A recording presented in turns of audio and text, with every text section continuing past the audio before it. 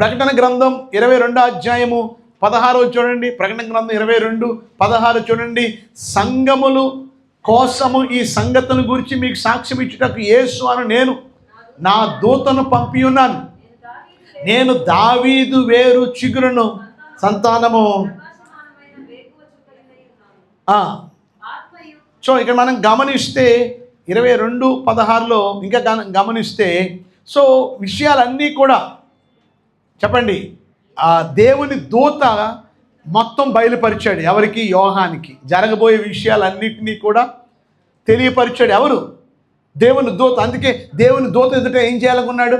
నమస్కారం చేయాలనుకుంటే వద్దు సుమి, నేను కూడా నీలాంటి వాడిని కనుక నాకేం చేయొద్దు, నమస్కారం చేయొద్దు. ఆ నమస్కారం ఎవరికి ఇవ్వు? దేవునికే ఇవ్వు. సో మనం గమనిస్తే ఆరంభము నుండి మనం దేవదూతల్ని మనం గమనిస్తూ ఉన్నాం. అయితే ప్రశ్న, దేవదూతలను ఎవరు సృష్టించారు? చెప్పండి, దేవదూతలను ఎవరు సృష్టించారు? చూడండి, నెహెమ్యా గ్రంథం 9వ అధ్యాయము 6వ వచనం చూడండి ఒకసారి. నెహెమ్యా గ్రంథం 9వ అధ్యాయము 6వ వచనం. నీవే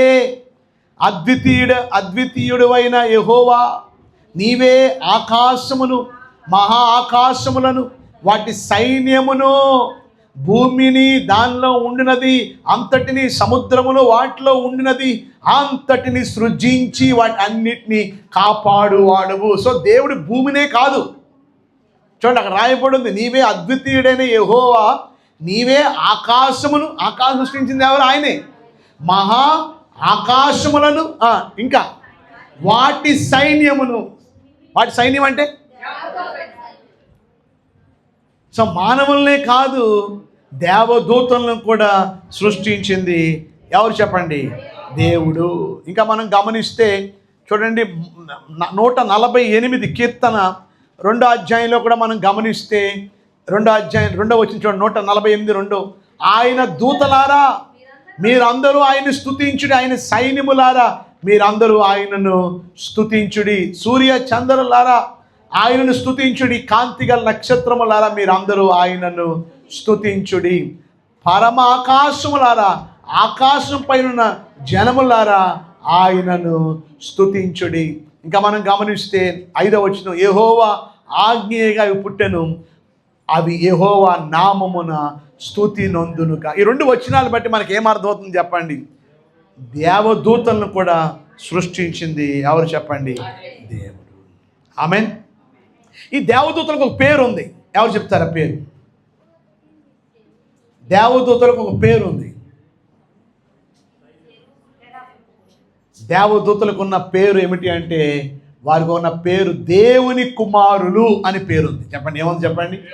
చూడండి ఒకసారి యోబు గ్రంథం 1వ అధ్యాయం 6వ వచనంలో, దేవదూతలు యెహోవా సన్నిధిని నిలుచుటకే వచ్చిన దినం ఒకటి తటస్థించెను. ఆ దినమున అపవాది అగువాడు వారితో కలిసి వచ్చెను. ఏమండి? అలాగే 2:1 కూడా చూడండి ఒకసారి. 2:1, దేవదూతలు యెహోవా సన్నిధిని నిలుచుటకే. ఏమండి? సో ఇంగ్లీష్లో ఏమనుందంటే చూడండి, ఇంగ్లీష్లో అక్కడ రాయబడి చూడండి, మొదటి వచ్చిన ఇంగ్లీష్లో చూడండి. Now there was a day when the sons of God. చెప్పండి, ఏమనుంది చెప్పండి? కానీ తెలుగులో ఏమని చెప్పండి? దేవదూతలు యెహోవా సన్నిధిని నిలిచి. సో తెలుగులో మనకు కొంచెం డిఫరెంట్గా ఉంది, కానీ ఇంగ్లీష్లో కూడా రాసి పెట్టాం. చూడండి, సన్స్ ఆఫ్ గాడ్. సో దేవదూతలకు ఉన్న ఇంకొక పేరు ఏంటంటే దేవుని కుమారులు. ఇంకొకటి చూడండి 38:7 కూడా చూడండి.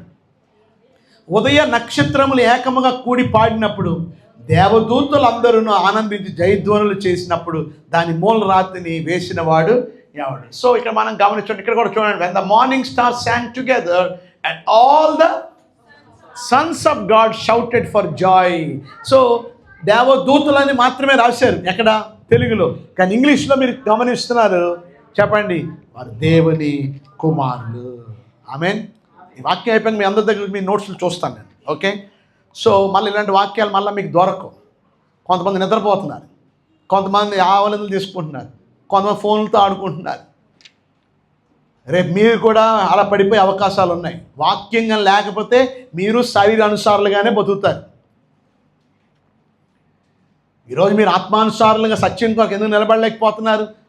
తప్పును ఎందుకు ఖండించలేకపోతున్నారు? సత్యం కొరకు ఎందుకు నిలబడలేకపోతున్నారు? మీలో సరైన వాక్యం లేకపోవడం వలన.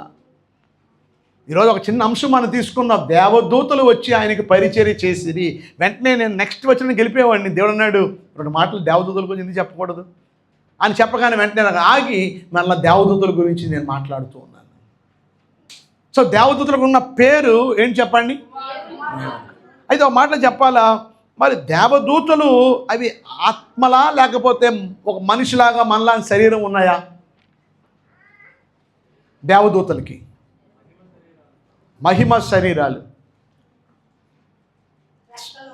సో మనం గమనిస్తే చూడండి ఒకసారి ఎబ్రీ పత్రిక 1:14 చూడండి ఒకసారి. ఎబ్రీ పత్రిక 1వ అధ్యాయం 14 వచ్చి నేను చదువుతాను. వీరందరూ అనగా అర్థం ఏంటంటే దేవదూతలు అందరూ అని అర్థం. వీరందరూ రక్షణను స్వాస్థ్యం పొందుబో వారికి పరిచారము చేయుటకే పంపబడిన సేవకులైన ఆత్మలు కారా? చెప్పండి, ఎవరట? వీరందరూ రక్షణను స్వాస్థ్యం పొందుబో వారికి పరిచారము చేయుటకే పంపబడిన సేవకులైన ఆత్మలు కారు. సో దేవదూతలు అంటే ఎవరాళ్ళు? అలా ఆత్మలు. మీరు లోపలికి ఎలాగొచ్చారు చిట్టమ్మ గారు? డోర్ తీసి వచ్చారా? డోర్ లేకుండా లోపలికి వచ్చారా? ఎలా వచ్చారు మీరు? ఎందుకు వచ్చారు? మనిషి కనుక. అయితే ఆత్మలకు ఏం అవసరం లేదు. వాళ్ళ కిటికీలు అవసరం లేదు, డోర్లు అవసరం లేదు, ఏం అవసరం లే. అలా వచ్చి కూర్చుంటారు. కొంతమంది అంటారు, రాత్రి జగరే వచ్చి నా చేసేటివి నాకెన్నో మేల్పా. చూడండి, ఎందుకంటే మనం ఎవరిని ప్రేమిస్తాం వాళ్ళు ఒకసారి మన మైండ్లోకి వచ్చి కొన్నిసార్లు మనం అనుకుంటూ ఉంటాం. సో మనం గమనిస్తే నేను వచ్చి మీ దగ్గర కూర్చోగలనా?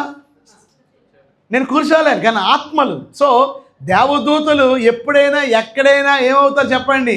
అలా ప్రత్యక్షం అయిపోతారు. సో పరలోకం డబ్బని దిగిపోయారు. యేసుప్రభు శోధనల నుంచి ఆయన పక్కకు తప్పుకోగానే వెంటనే ఏమైంది చెప్పండి? ఆ శోధనలు అయిపోగానే వచ్చి పరిచర్య చేయడం మొదలెట్టారు. అక్కడ యోసేపు గారేమో మరేమో చెడ్డది, మరియమ్మ మంచిది కాదు. ఏమండి, మరియమ్మ మంచిది కదా? ఏం తెలుసు మరియమ్మ గురించి?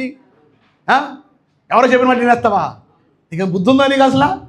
కనుక ఆమె పరిశుద్ధాత్మ గర్భం ధరించింది, నువ్వేమో ఏదో చెప్పేసుకుంటున్నావు. అర్థమై ఆమె చర్చకో, ఎక్కువ మాడదు, ఇక వెళ్ళు అని చెప్పగానే వెంటనే ఏం చేయాలి చెప్పండి? సో వెంటనే ఎప్పటికప్పుడు దేవుని దూతలు అక్కడ. సో దేవుని దూతలు ఎవరు చెప్పండి? ఆత్మ. ఆత్మలు అంటే ఏంటి? ఎవరు చెప్పారు?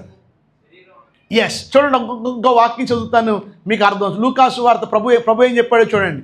ప్రభు చెప్పిన మాట చూడండి. లూకాసు 24:39. లూకాసు 24:39.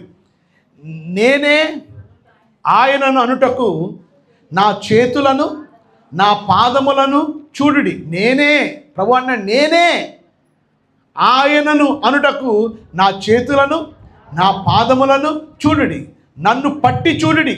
నాకున్నట్టుగా, వింటున్నారా? నాకున్నట్టుగా మీరు చూచుచున్న ఎముకలను మాంసమును భూతమునకు ఉండవని చెప్పాను. సో భూతానికి ఏముండవు? ఎముకలు మాంసం ఉండవు. వింటున్నారా? భూతానికి ఏముండవు? ఎముకలు మాంసం ఉండవు. ఇంకోటి రాసుకోండి, దేవదూతలకు కూడా ఏముండవు చెప్పండి? ఎముకలు మాంసాలు ఉండవు. మీకు అర్థమైందా? దేవదూతలు ఎలా ఉన్నాయో సేమ్ దయ్యాలు కూడా అంతే.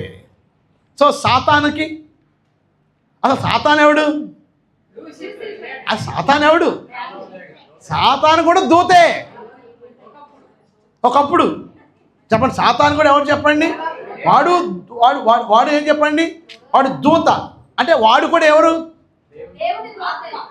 ఆత్మ. వాడు కూడా ఏమని చెప్పండి? కానీ ఏ ఆత్మ? దురాత్మ. ఇంకా చూడండి, బైబిల్లో ఏమన్నా చూడండి ఆత్మ గురించి ఒక మాట ఉంది చూడండి ఒకసారి. 1 రాజుల గ్రంథం 22:22 చదవండి. 1 రాజుల గ్రంథం 22:22 చూడండి. అందుకతడు నేను బయలుదేరి అతని ప్రవక్తల నోట అబద్ధమాడు ఆత్మగా ఉందని చెప్పగా. సో సైతానికి ఉన్న పేరు ఏంటంటే అబద్ధపు ఆత్మ. చెప్పండి, ఏంటి చెప్పండి? ఏ ఆత్మ? అబద్ధపు ఆత్మ, వాడు లయింగ్ స్పిరిట్ అన్నారు. ఓకే, మరి ఇప్పుడు నా ప్రశ్న, సో నేను ఇప్పుడు దయ్యాలు ఎక్కడి నుంచి వచ్చాయి?